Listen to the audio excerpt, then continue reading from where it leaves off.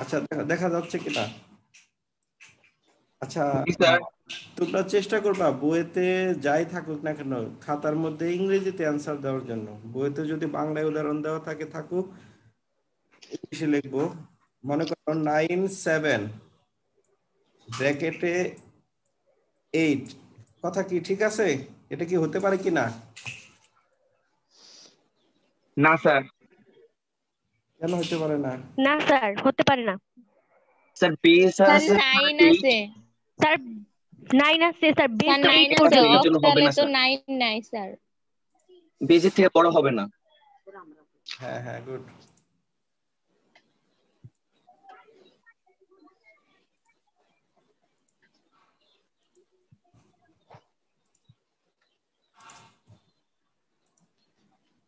আচ্ছা, এখনো স্টুডেন্ট আসে কেন? স্টুডেন্টকে অফ করে দেব। ধরো 97 মানে 97.63 ব্র্যাকেটে 10 বেস 10 97 পয়েন্ট, এই যে এইটা, এটাকে যদি আমরা তোমাকে মানে বাইনারি করতে বলি তাহলে নিশ্চয়ই মনে আছে কিনা 97 কে তোমরা আলাদা ভাবে করবা। আমি তো এর আগে দেখাতে পারিনি, জানি না কে কিভাবে করছো। দেখো 97.63 এটা একটা দশমিক সংখ্যা। একে যদি আমরা বাইনারি করতে বলি, আমাদের গত ক্লাসগুলোতে কোনো জায়গায় দশমিক ছিল না বা পয়েন্ট ছিল না। এই পয়েন্টকে আবার রেডিক্স পয়েন্ট বলে, তোমাদের মনে আছে কিনা, বলছি কিনা না বলে আবার বলি, যে যেহেতু দশমিক নামে একটা সংখ্যা পদ্ধতি আছে, আর এই পয়েন্টকে এই ফুটাকেও আমরা দশমিক জাইনে আসছি আগে থেকে, তাহলে কোনটা দশমিক পদ্ধতি কোনটা পয়েন্টের দশমিক ঝামেলা হয় বলে এই অঙ্ক করার সময় এই পয়েন্টকে মানে রেডিক্স পয়েন্ট বা পয়েন্ট উচ্চারণ করতে হয়। তাহলে এই পয়েন্ট হলো রেডিক্স পয়েন্ট, যাকে আমরা আগে দশমিক জানতাম, এখন থেকে আর দশমিক বলবো না, বলবো পয়েন্ট বা রেডিক্স পয়েন্ট। তাহলে যদি প্রশ্ন জ্ঞানমূলকের সংজ্ঞা আসে রেডিক্স পয়েন্ট বলতে কি বুঝো, তখন উত্তরটা দিতে হবে যে পূর্ণ সংখ্যা ও ভগ্নাংশ সংখ্যাকে পৃথক করার জন্য যে পয়েন্ট সেটাই হলো রেডিক্স পয়েন্ট। আচ্ছা, তখন আমরা করব কি, এই পূর্ণ সংখ্যাটাকে আলাদা সরাই নিয়ে যাব। একটু দেখো যে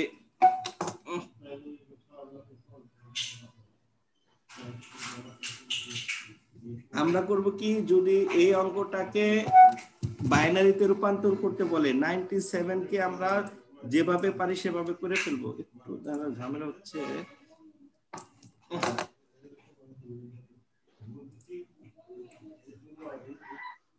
তোমার মনে আছে কিনা 97 কে যখন বাইনারি করছো এইভাবে অনবরত 2 দিয়ে ভাগ করে গেছো, এটা আমি 2 এখানে যেন কতবার যাবে?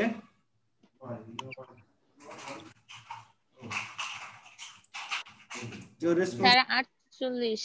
স্যার 48 দিয়ে হাতে থাকবে 1, এভাবে তো করছো, ঠিক এভাবে টান দিবা। জানি না তোমরা কিভাবে করছো, আমি পাইছি সবাইকে ওকে বলছি, কিন্তু নিয়মটা হলো এইভাবে একটা করে দাগ দেব আর আবার 2 দিয়ে ভাগ, নিশ্চয়ই এখানে 24 যাবে। 24। জি স্যার 24। হাতে কিছুই থাকবে না, এই জন্য এখানে 0। 0। আবার এভাবে 2 দিয়ে ভাগ, 12। 12। হ্যাঁ, জি হাতে স্যার। কিছুই থাকবে না, এই জন্য এখানে এইভাবে নিচে নিচে 2 দিয়ে পর্যায়ক্রমে দিয়ে যাবা। এভাবে হয়তো দিছো তোমরা, যারা দিস বাড়ি কাজ দেখাইছো সবাইকে ধন্যবাদ। অনেকে দেখাইতে পারো নাই, কেন পারো না জানি না, দিতে হবে। এইভাবে টিচার স্টুডেন্টের সম্পর্ক রাখতে হবে এই বাড়ি কাজ দিয়ে। তাছাড়া তো আমার বাসায় তুমি, তোমার বাসায় আমি যাব না, চিনবো কিভাবে? এভাবে চিনবো। আচ্ছা, এটা কাটি, এটা আমার দরকার নাই। আচ্ছা, এভাবে আমরা 12 এর নিচে নিশ্চয়ই আবার 2 দিয়ে ভাগ করছি 6 জি বার। স্যার। এভাবে উল্টা দিক থেকে তোমরা বসাই গেছো। ওকে, এটা আমার আজকে টপিক না, আমাদের আজকের টপিক হলো পরের টুকু। আচ্ছা, এটা আমি একটা আলাদা করলাম। এই যে পরের যে অংশটুকু 0.63, এই 0.63 কে তোমরা আলাদা নিবা। মনে রাখবা এই যে এই পয়েন্টটাকে নিয়ে যেতে হবে।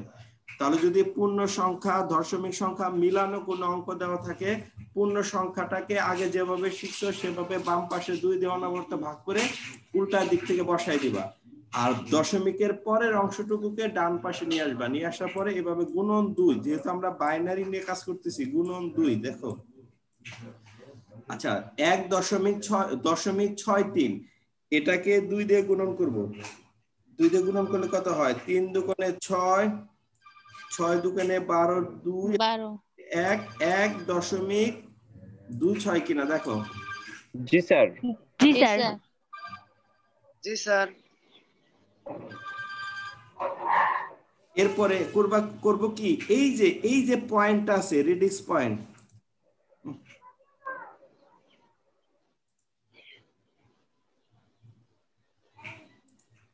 এই রেডিক্স পয়েন্ট আর এই যে বাম পাশে পূর্ণ সংখ্যার মাঝ দিয়ে এইভাবে একটা দাগ দেব, অর্থাৎ পূর্ণ সংখ্যাকে আর দশমিক সংখ্যাটাকে আলাদা করে ফেলবো। খেয়াল করো, প্রথমে দাগ দেওয়া দরকার নেই, প্রথম গুণফলটা বসানোর পরে এরপরে আবার 2 দিয়ে গুণন। আসসালামু আলাইকুম স্যার। স্যার অনেকে ওয়েটিং এ আছে। কই অনেকে ওয়েটিং আছে? নাই, ঠিক আছে ওয়েটিং এ।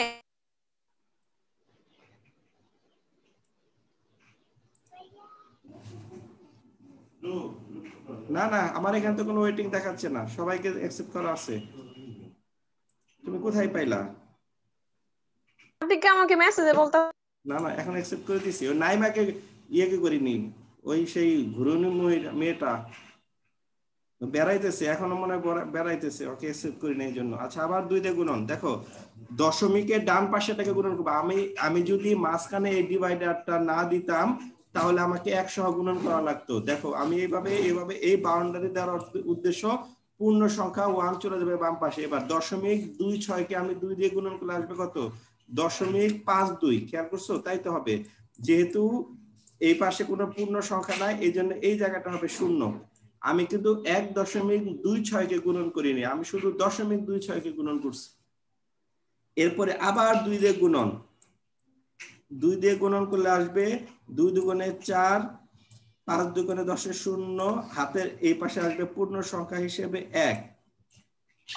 ওকে, দেখা গেছে তো? নিয়ম হলো, জি স্যার। হ্যাঁ শোনো, যে এইভাবে নিচে 0 না হওয়া পর্যন্ত আমি মাত্র 3 বার গুণন করছি। 3 বার গুণন করাতে আমার 0.04 আসছে। নিয়ম ছিল যে এভাবে 0 না হওয়া পর্যন্ত গুণন অনবরত করে যাওয়া, কিন্তু এমন কিছু গুণন আছে অনেক দিন ভরা গুণন করলে 0 আসবে না। এই জন্য আমরা বলে দেই যে কমপক্ষে 3 বার তোমরা অন্তত গুণন করবা। গুণন করার পরে এই মানটা বসাবা তোমরা উপর দিক থেকে নিচের দিকে। আমি এই পাশে মান, এই যে আসছে না, আমি এই পাশে মানগুলো একটু দেখাইতেছি।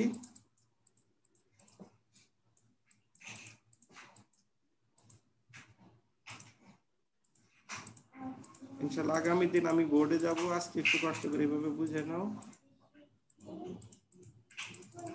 হ্যাঁ, সুতরাং 0.63 ব্র্যাকেটে 10 সমান, এটা হবে 0.101 এভাবে ব্র্যাকেটে 2। আচ্ছা, কি করলাম দেখো, দশমিকের পরের অংশ সরায় নিয়ে গেছি। অনবরত আমরা 2 দিয়ে গুণন করছি 1.26, 1 কে আলাদা করে ফেলছি বাউন্ডারি দিয়ে তারপর আবার 0.26 কে 2 দিয়ে গুণন করছি। এভাবে পর্যায়ক্রমে 2 দিয়ে গুণন করতেই থাকবো যতক্ষণ না 0 হয়। এটা ছিল বোর্ডের নির্দেশনা, কিন্তু আমরা স্যাররা এখানে তোমাদের সর্বোচ্চ 3 বার গুণন করতে বলবো। এই 1 এটা, তাহলে 0.63 সমান এটা। আচ্ছা, এবার এটাও একটু মুছে ফেলি। ধর আরেকটা গুণন করি আমরা, 0.5 যদি থাকে, যদি দেখো 0.5 থাকে, তোমাকে এরকম একটা সংখ্যা দিলাম যেটার পিছনে দশমিক, এই যে 0.5 বা 5 শূন্য আছে। একে যদি আমি 2 দিয়ে গুণন করতে চাই, দেখো 2 দিয়ে গুণন করলে হবে 1.00। এখন তোমরাই বলো যে এখানে যদি 2টা 0 হয় তাহলে তাকে আমার আর 2 দিয়ে গুণন করার কোনো দরকার নাই, কারণ 0 কে 2 দিয়ে গুণন করলে 0 হবে। তবে এই সমস্ত ক্ষেত্রে তোমার একবার গুণন করলে হয়ে যাবে, এই 2 দিয়ে গুণন করার কোনো প্রয়োজন নাই, এ দাগও দেওয়া দরকার নাই। এটা এইভাবে রাখবা। স্যার একটা কথা বলি। বলো বলো। হ্যাঁ বলো। স্যার যদি এমন হয় যে স্যার বারবার করে তাও স্যার ওই যে 0 আসছে না, তাহলে স্যার মানে স্যার সব মানে সর্বোচ্চ স্যার কত ঘর পর্যন্ত 3 বার, তিনটা। নিয়ম হলো শূন্য হইলে তোমার শেষ। যেমন ধরো 0.5 কে একবার গুণন করলে 1.00 হয়ে গেছে, আমার গুণনের কাজ শেষ, আমার আর গুণন করার দরকার নাই। দশমিক ধরো এমন একটা বেজোড় সংখ্যা আছে, তাকে তো আমি কিয়ামত পর্যন্ত গুণন করলে শূন্য মিলাইতে পারবো না, তাই না? সেক্ষেত্রে আমাদের সর্বোচ্চ 3 বার গুণন করবা 2 দিয়ে। এর মধ্যে মিললে মিললো, না মিললে কোনো সমস্যা নাই, আমরা পুরো মার্ক দিয়ে দেব। বোর্ডের আরেকটা বইতে আরেকটা নিয়ম বলা আছে, সেখানে বলা আছে যে মানে গুণন করলে ডান পাশে আগের মান না আসা পর্যন্ত গুণন করতে থাকবে, সব কথা বাদ। তোমরা মনে রাখো, যতদিন আমরা আছে আমাদের নির্দেশনা হলো দশমিকের ডান পাশে শূন্য না হলে না হোক আমরা 3 বার গুণন করবো, এর মধ্যে হইলে ভালো, না হলে ওই অবস্থায় শেষ। তাহলে এটার অ্যান্সার হবে 0.25 ব্র্যাকেটে 2, সরি এখানে 10 সমান হবে 0.1 ব্র্যাকেটে 2, এটা এখানেই শেষ। ওকে, এখন তোমাদের মধ্যে একজন আমাকে একটু 0.25 এটাকে আমরা এখন বাইনারি করব, একজন বলো। 3 নিয়ে আসো এখানে। জি স্যার। হ্যাঁ বলো তুমি। আমি যদি 0.25 কে বাইনারি করতে যাই আমাকে কি কি করতে হবে তুমি বলবো, আমি করব, বাকিরা দেখবে। স্যার এটাকে 2 দিয়ে গুণ করতে হবে। হ্যাঁ করতেছি, বলো। হ্যাঁ ঠিক, গুণনটা আমি যেভাবে দিচ্ছি ঠিক এইভাবে। দশমিক, তোমার দশমিকের বাম পাশে শূন্য দাও বা না দাও কোনো সমস্যা না, আমি মনে করি শূন্য না দেওয়াই উচিত, এখানে শূন্য না দেওয়াই উচিত, অপ্রয়োজনীয় কিছু দেব না। আমার পরামর্শ হলো বইতে থাকুক, আমরা এই দশমিক নিয়ে এসে দশমিক পর দিলাম 2 দিয়ে গুণন, এরপরে হবে কত বলো? স্যার এরপর হবে 0.50। 0.50 আচ্ছা, আমি কি বাম পাশে ডিভাইডেড করব কিনা, এই যে বাউন্ডারি মানে ডিভাইড আলাদা করব কিনা? হ্যাঁ করলাম। এখানে তো জি স্যার। কিছু না কিছু একটা থাকতে হবে, এখানে স্যার শূন্য দিবে। শূন্য এখানে 0 দিতে হবে। দিলাম 0। আরো কি গুণ করার প্রয়োজন আছে? জি স্যার। জি জি স্যার। স্যার। ওকে করলাম। তুমি কিন্তু দিলাম এই যে এখানে 0 দেওয়ার পরে আসবে কি 1.00। আচ্ছা, আমার কি আরো গুণন করার প্রয়োজন আছে? না না না স্যার। স্যার। তাহলে এটার অ্যান্সার হবে 0.25 ব্র্যাকেটে 10 সমান, এটা কি 10 হবে না 01 হবে? স্যার 10। না না 0, স্যার 01 হবে। 01 অর্থাৎ দশমিকের গুলো উপর দিক থেকে নিচের দিকে বসবে, উপরেরটা আগে তারপরেরটা তারপরেরটা, এটা হলো এটার উল্টাটা। তাহলে যে কোনো দশমিক থেকে বাইনারি করা আমরা শিখে গেছি। যদি পূর্ণ সংখ্যা হয়, ধরো এমন একটা সংখ্যা আছে 97.25, তখন তোমরা তো 97 কে আলাদা এইভাবে করে ফেলছো, ফাইনাল অ্যান্সারটা এইভাবে লিখবা যে 97.25 ব্র্যাকেটে এভাবে 2 এভাবে 10 সমান, এখানে যাই হয় হবে 1010, কি হবে জানি না, 0.01 দিয়ে এই যে ব্র্যাকেটে 2, এইরকম একটা ফিনিশিং একটা ফাইনাল অ্যান্সার হবে, বুঝছো?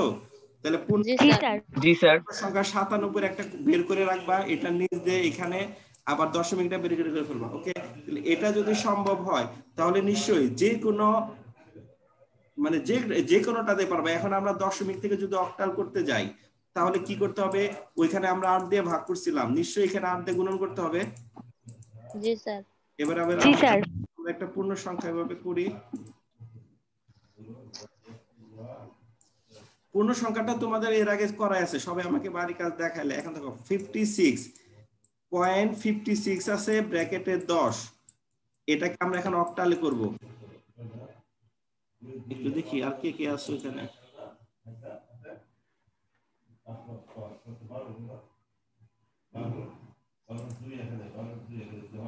ছেলেদের মধ্যে কেউ রাবেয়া, কে রাবেয়া আসো? জি স্যার আছি। 652। তুমি কি আমাদের স্কুলের স্টুডেন্ট নাকি বাইরের স্কুলে? স্যার বাইরের স্কুল। তুমি আমাকে বলো যে 56 ব্র্যাকেটে 10 এটা একটা দশমিক সংখ্যা, একে আমরা অক্টালে নিয়ে যাব, তাহলে কি করব? স্যার প্রথমে স্যার 8 দিয়ে ভাগ করতে হবে স্যার এইটাকে। বাম পাশে পূর্ণ সংখ্যাকে আমরা ভাগ করলাম, এখন 8 দিয়ে স্যার গুণ করতে হবে। গুণ করতে হবে, গুণ। আচ্ছা করলাম 8 দিয়ে গুণন। বলো, এই কারো কাছে ক্যালকুলেটর আছে? আমার কাছে তো নাই। জি জি স্যার। স্যার আছে। বলো স্যার 4.48।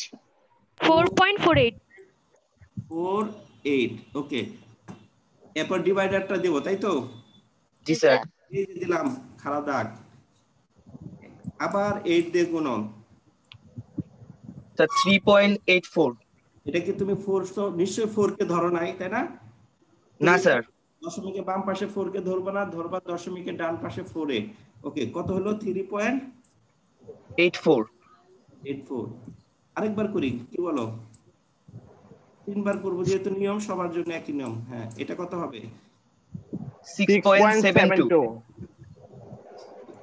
6.72 আচ্ছা তোমাদের কি মনে হয় যে কোনো একটা সংখ্যার গুণন 8.92 এরকম হওয়ার সম্ভাবনা আছে কি না স্যার কখনোই আসবে না আচ্ছা ওকে তাহলে জাস্ট এই অঙ্কটা যেভাবে আছে এই পর্যন্তই থাকবে আমি আর কিছুই করব না শুধু নিচ দিয়ে ফাইনাল অ্যানসারটা লিখে দেব এরকম 0.56 ব্র্যাকেটে 10 সমান এটা যেন কত হবে 10 দশমিকটা কিন্তু অবশ্যই দিবা জি স্যার তো 36 নাকি 634 436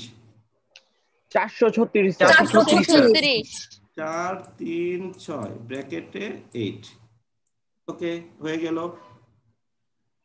এখন আমরা আরেকটা কি যেন ছিল আমাদের হেক্সা থেকে মেবি দশমিক থেকে হেক্সা স্যার কে স্যার একটা প্রশ্ন হ্যাঁ স্যার এটা যেহেতু স্যার শেষ হবে না স্যার পিছনে কি স্যার ডট ডট দিয়ে দিব নাকি স্যার এভাবেই থাকবে হ্যাঁ, এখানে একটা কথা আছে যে এই ধরো আমি যদি তোমাকে বলি 3 বারই করবা এই 3 বারের মধ্যে যদি মিলে যেত দশমিকের পরে এক ঘর তাহলে তো ডট ডট দেওয়ার প্রশ্নই আসে না যদি 2 বার গুণন করলেও মিলে যেত হইতো না কোনো কোনো বইতে বলা আছে যে তুমি এটা যদি এই অবস্থায় রাখো তাহলে একটা ডট ডট দিয়ে বুঝাই দিও যে হ্যাঁ আরো ছিল আমি করিনি এখন এটা তোমাদের উপরে আমি ডট ডট দিলে মনে করি অঙ্কটা সৌন্দর্যটা নষ্ট হয়ে যায় এই জন্য আমি আসলে ডট ডট দেইনি তবে দিও তোমাদের যদি মনে হয় তাহলে এভাবে 2টা 3টা 4টা ডট ডট দিয়ে বুঝাইও যে আরো আছে আমি করিনি এটা তোমাদের উপর ছেড়ে দিলাম কিন্তু যখন মিলে যাবে 0.5 থাকলে মিলে যাবে 0.25 থাকলে মিলে যাবে তখন আবার ডট ডট দিও না আমি একসময় দেখছি যে ডট ডটের কথা স্টুডেন্ট শিখছে কিন্তু কখন দিতে হবে এটা শিখে নাই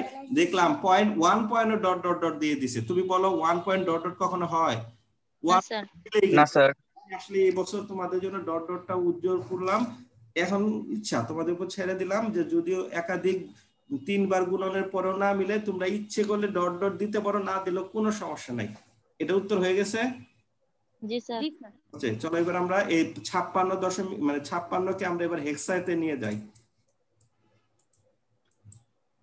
রানী আসো জি স্যার তুমি বলবা তুমি একা বলবা 0.56 কে আমরা হেক্সায় নিতেছি কি করতে হবে স্যার 16 দিয়ে গুণ করতে হবে 0.56 কে ওকে বলো কত হবে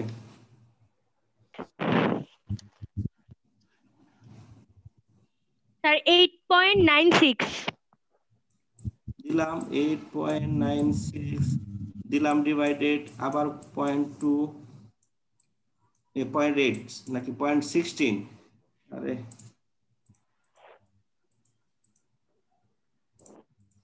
হ্যাঁ গুণন এই গুণন চিহ্নটাও দিবা এবং এই 16 লিখবা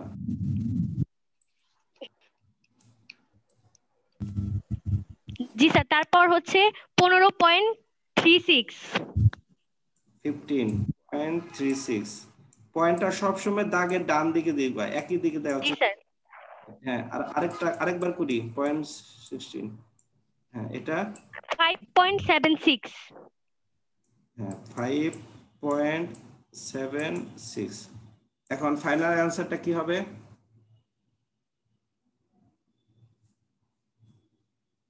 ফাইনাল অ্যানসারটা কি হবে